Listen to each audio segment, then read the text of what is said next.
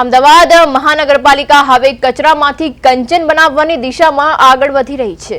શહેરની ગૌશાળાઓમાં રાખવામાં આવતા પશુઓના છાણમાંથી બાયોગેસનું ઉત્પાદન શરૂ કરવામાં આવ્યું છે।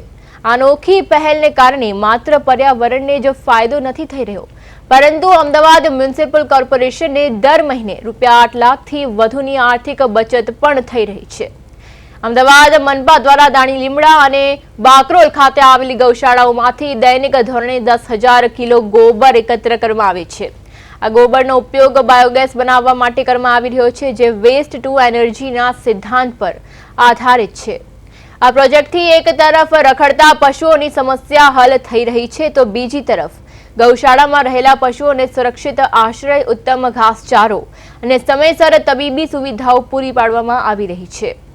ઢોર ત્રાસ નિયંત્રણ વિભાગના વડા નરેશભાઈ રાજપૂતે આ અંગે માહિતી આપતા જણાવ્યું હતું કે આ પ્રોજેક્ટથી પાલિકાના ઉર્જા બિલમાં મોટો ઘટાડો જોવા મળ્યો છે। પશુઓના ગોબરનો નિકાલ કરવાની મોટી સમસ્યા હવે આવકનું સાધન બની ગઈ છે।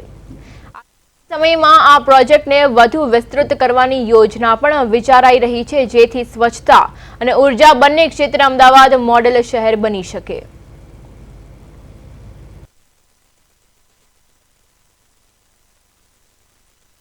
સોલિડ વેસ્ટ મેનેજમેન્ટના જે નિયમો છે એ પ્રમાણે રિડ્યુસ, રીયુઝ અને રિસાયકલ પ્રમાણે આ છાણનો એક રિસોર્સ તરીકે ઉપયોગ કરવા માટે આ એક બાયોગેસ પ્લાન્ટ એ છેલ્લા 1.5 વર્ષથી આ કેમ્પસમાં કાર્યરત કરવામાં આવેલ છે।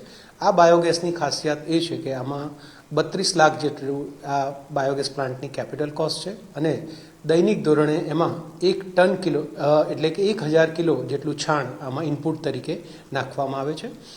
આ છાણની સાથે પાણી મિક્સ કરી અને ડાયજેસ્ટરમાં એની પ્રોસેસ બાદ 24 કલાકમાં બાયોગેસ તૈયાર થાય છે। દૈનિક ધોરણે આવો મિનિમમ 32 કિલો જેટલો બાયોગેસ તૈયાર થાય છે, અથવા એની સાથે જો ઓછું વપરાશ બાયોગેસનો થાય તો એવા મેક્સિમમ 32 યુનિટ જેટલી વીજળી પણ આમાંથી જનરેટ થાય છે, કે જે વીજળીમાંથી અહીંયાના 10 જેટલા હેલોજન પણ કાર્યરત થાય છે। બાયોગેસમાંથી જનરેટ થતી કોઈ પણ વસ્તુ એ વેસ્ટ નથી, પણ એક રિસોર્સ છે, બેસ્ટ છે અને વેલ્થ છે।